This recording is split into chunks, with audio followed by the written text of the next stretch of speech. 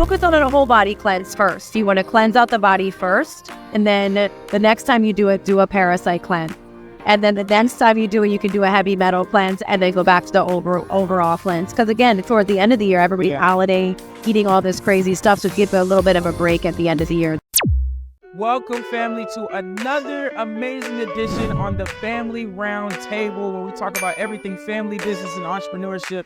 And we are in Invest This right now, literally walking and seeing people act at different booths, our booth, go to events, see the speakers. But what I don't see people doing right now is eating good. So we had to bring somebody that specializes in not just eating good, but somebody who eats healthy. Somebody who takes care of their health, that knows that health is wealth. Because family business is not only about business, it's about family, and family encompasses health and wealth. Okay? So we want to discuss to somebody the importance of building a business, not only because of health benefits, but also the industry of how the restaurant industry is actually ran. So this is what I want to do. I've never had a restaurant person on the podcast before, but I would love if you could introduce yourself and explain who you are, what you do, and how you serve people, because you don't meet most people who own restaurants. So could you please do that for us? Absolutely. Thank you so much for having me. My name is Sarah Scandone. I own Nourish. It's a plant-based restaurant in Philadelphia. We do a variety of different transitional type of vegan food, but also alkaline vegan and raw vegan, very healthy, natural foods too, because like you say, in the plant-based industry right now, there's a lot of just food that is because it's a fad. So we actually serve really healthy food because we really care about our health and our wellness. And like you said, health is wealth. Can you explain, why would you could have chose every and anything across this planet, but you chose vegan as your option?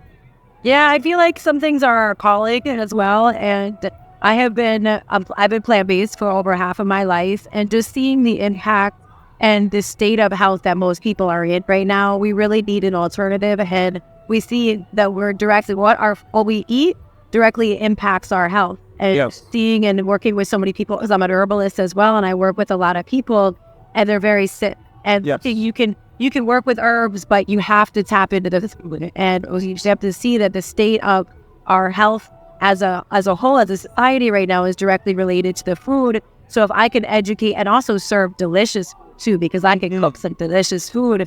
So if we can offer people their same traditional foods and still make it really amazing, really delicious, then it can really impact and change. Now, let me ask you this question. As a woman and as a woman who owns a restaurant, two questions actually. First, when you have a husband, a family? I'm single right now. Okay. I'm single and I do not have children now. Okay. So why is it that women get really, really happy over food?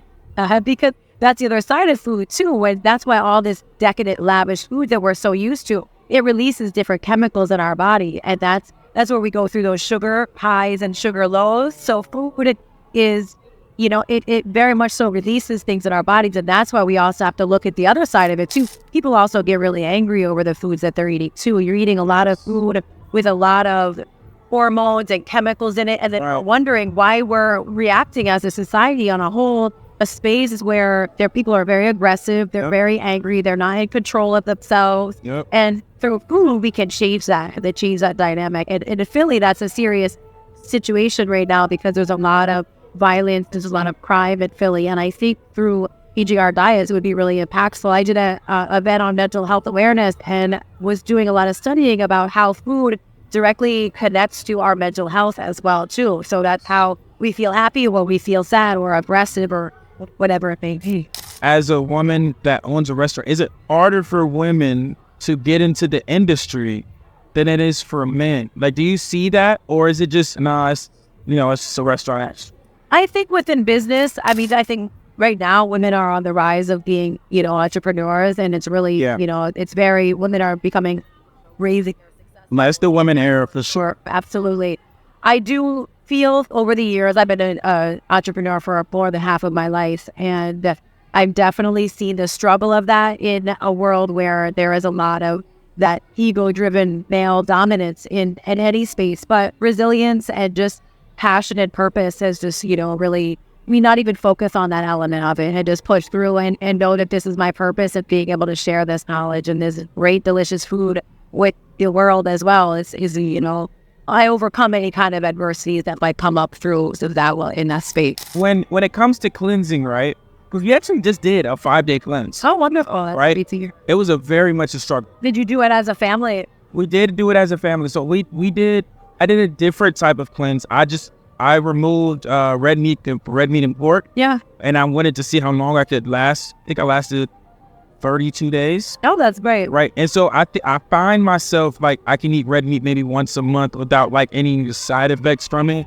Because your body can digest it because Right. it's not impacted by other waste that's not being eliminated. Right. So, and I say that to people, just make it sustainable. Start by adding new things to your diet. Start eating more fruits and vegetables. Just, eat only fruit until noon. So your body gives that elimination period in the mornings to eliminate the excess waste in our body.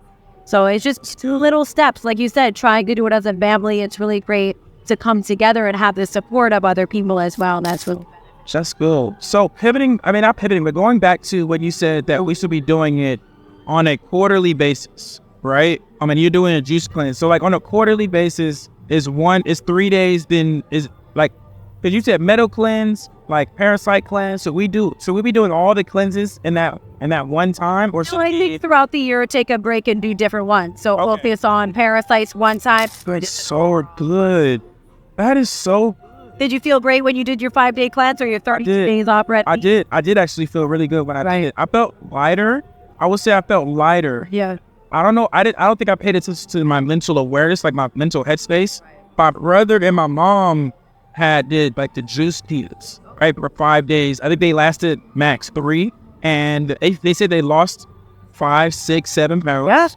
Off the cleanse. Yep. Just because of that impacted waste that's in your intestinal tract that you're not eliminating. So if you stop digesting and eating more food, you're going to eliminate that waste that's built up. So any little bit of cleansing, even if it's 3 days. And this is everything that you learned just from experiences of. Oh yeah. Yeah. I've been studying natural medicine for again, a good portion of my life, and then natural herbs, and then food as medicine as well. Food is our medicine. Food is our fuel, what we're fueling our bodies with too.